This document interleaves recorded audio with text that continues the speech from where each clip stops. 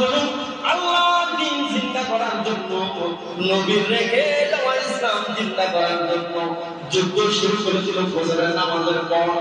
জোহরের নামাজের সময় হয়ে গেল, হযরত হুসাইন তাকায় দেখেন, পিছনে তাকায় দেখেন 40 জন নিয়ে শুরু করেছিল, আর একজনও বেঁচে নাই। 40 জন শহীদ হয়ে গেছে, এখন মাত্র হযরত হুসাইন একাই আছে। ময়দানের মধ্যে একা পড়ে গেলেন। হযরত হুসাইন রাদিয়াল্লাহু তাআলা একাই জোহরের নামাজ আদায় করে এদের সঙ্গে লড়লেন। এই 12,000 কে হযরত হুসাইন, ইমাম হুসাইন একাই বছর কাটা করে ফেলেছে। সুবহানাল্লাহ। হযরত হুসাইন ক্লান্ত হয়ে গেলেন, তাঁবুর মধ্যে গিয়ে বললেন, ও মহিলারা, পানি তো তোমাদেরকে দিতে পারলাম না। এদিক দিয়ে হুসাইন রাদিয়াল্লাহু তাআলা আনহুর বিবি ছোট্ট সন্তান আসগরকে এইভাবে তাড়ায় দিলেন, আর বললেন, স্বামী, আপনার কাছে আমি কোনোদিন কোনো কিছুই চাই না। আপনি আপনার নানা যেই পদে গিয়েছে আপনি যান, শহীদ হয়ে যান। আপনার বাবা যেই পদে গিয়েছে আপনি শহীদ হন। বাকি 40 জন যে রাস্তায় গিয়েছে আপনিও চলে যান, আমার কোনো আপত্তি নেই। তবে স্বামী গো, একটা আপনার কাছে, এই যে আমার সন্তান, ছোট্ট সন্তান আসগর, এর এক ফোঁটা পানি আপনি তার মুখে দেন। আটুটায় দিলেন। হযরত হুসাইন রাদিয়াল্লাহু তাআলা সন্তানকে কুলের মধ্যে নিয়ে উটের উপরে সওয়ার হইলেন।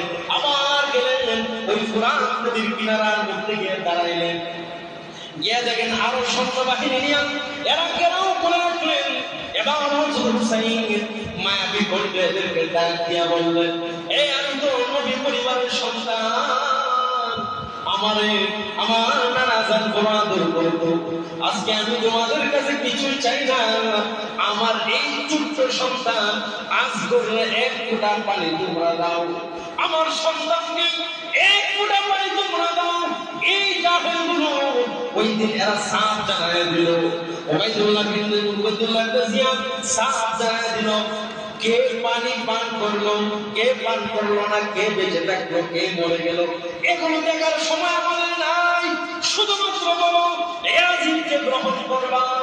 হযরত হুসাইন বলেন, আমার সঙ্গে তোমাদের শত্রুতা আছে, আমার এই ছোট্ট সন্তান আসগরের সঙ্গে তো তোমাদের কোনো দুশমনি নাই, এক ফোঁটা পানি তারা দেও না তোমরা। তারা বলেন, না না, পানি দেওয়া হবে না।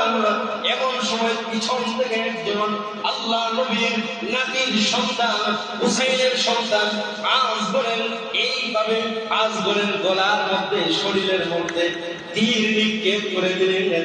তীরটা এই দিক থেকে গিয়া পিছন থেকে বের হয়ে গেছে, একাধিক তীর মারা শুরু করে দিল।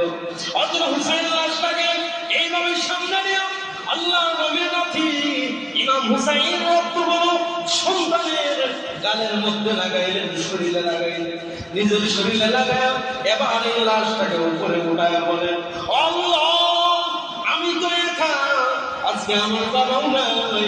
আমার বাবা যদি জুলফিকার নিয়ে বের হইত, আমার আব্বার সামনে কেউ থাকতো না। আল্লাহ, আজকে আমার নানাও নাই, আমার নানা আমার বড় আদর করতো। পা থেকে মাথা পর্যন্ত এমন কোন জায়গা নাই যেই জায়গায় আমার নানা আমার চুমুকায় নাই। আজকে আমার সন্তান আসগরকে এইভাবে শহীদ করে দিল। এক ফোঁটা পানি আর আমার দিল না। এইভাবে হুসাইন আল্লাহর কাছে হাত বাড়ায় বলতে লাগলো, আর বলেন, আল্লাহ, আজকে আমার মাও নাই, আমার একজন ভাই ছিল, আমার ভাই নাই, 40 জন সাথী ছিল, এদেরকে শহীদ করে ফেলেছে আল্লাহ। আসগরকে নিয়ে এবার ওই তাঁবুর ভিতরে চলে গেলেন। বিবি বলতেছে, পানি পান করাইছে বলে, হা, এমন পানি পান করাইছে আজকে তোমার আসগর কিয়ামত পর্যন্ত আর কোনোদিন পানির কথা বলবে। বিবির হাতে লাশটা দিয়ে দেওয়া হলো। মহিলারা এরাও পানির যন্ত্রণায় দোষের মহাভারত, বিকাল বেলা এরাও গড়াগড়ি করে পানির জন্য কান্না করেছে। জীবন যেন বের হয়ে যায়। 1 মাস প্রায় 7 দিনের মতো হয়ে গেল, কোনো পানি নাই, কোনো খাবার নাই। এইদিকে যুদ্ধ চলতে আছে। আমার ভাইয়েরা, এদিকে আমাদের হুসাইন রাদিয়াল্লাহু তাআলা মহিলাদেরকে বললেন, ও মহিলারা, তোমরা আমাকে বিদায় দাও, আমি আমার নানার প্রতি শহীদ হয়ে যাব। তোমাদের সঙ্গে আর হতে হজরত দুনিয়া থেকে চলে গেল, আমার জয়নাল আব্দিনের দুই দিন গাড়াই। এই কথা বলে হযরত হুসাইন উঠের উপরে উঠে গেলেন। ক্লান্ত শ্রান্ত মানুষটা আবার পুরা নদীর কিনারার সামনে দাঁড়াইলো। এরা আবার ৬০০০ সৈন্য নিয়ে দাঁড়ায় রইলেন। ওই যুদ্ধ শুরু করে দিলেন, যুদ্ধ শুরু করে দিলেন। একাই মোকাবেলা করলেন। মোকাবেলা করার পর সন্ধ্যা বনায় আসলেন। ১০ই মুহররম আকাশটা লাল হয়ে গেল, বৃষ্টি শুরু হয়ে গেল। হযরত হুসাইন রাদিয়াল্লাহু তাআলা এতগুলা মানুষের সঙ্গে যুদ্ধ করছে। এক পর্যায়ে তিনি ক্লান্ত হয়ে গেলেন, এইভাবে বসে রইলেন, আর তিনি দাঁড়াইতে পারে না। এই দিক দিয়ে ইয়াজিদের আরেকটা গুন্ডা, ওই সীমা নামের কুলাঙ্গা, ইসম দিক থেকে আইসা হযরত ইমাম হুসাইনকে, যারা আমার নবী কুলের মধ্যে নিয়ে, শরীরের এমন কোনো জায়গা নাই যেই জায়গায় আমার নবী তার চুমুকায় না। এই সীমানের অন্তরে এক মুঠার মায়া ছিল না। নবী পরিবারের সন্তান হুসাইনকে পিছন দিক থেকে এভাবে ফালায়া দিল। হুসাইনের বুকের মধ্যে বসলো, দরবার বের করে দিল, আর হুসাইনকে বলতে লাগলো, এ হুসাইন, এবারও সময় আছে, বল ইয়াজিদকে খলিফা বানাবেন। হুসাইন বলে, জীবন চলে গেছে, এরপরে আমি মানব না। এই কথা বলে সীমান্ত দরবারে চালায় দিল। আল্লাহ নবীর নাতি ইমাম হুসাইনের গলা আলাদা হয়ে গেছে।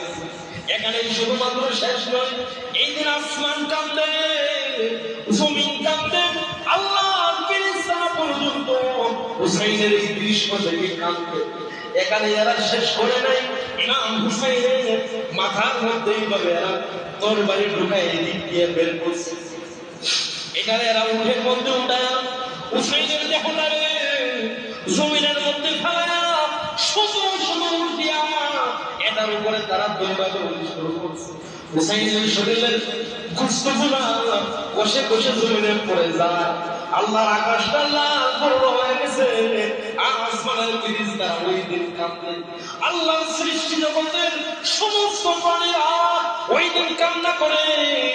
হুসাইনের এই দৃশ্য থেকে এরা আল্লাহ ওই শরীর থেকে রূহ দিয়ে বাড়াইতে বাড়াইতে একেবারে হাড্ডির গোশতগুলা পর্যন্ত এরা জমিনে জড়ায় দিয়েছে।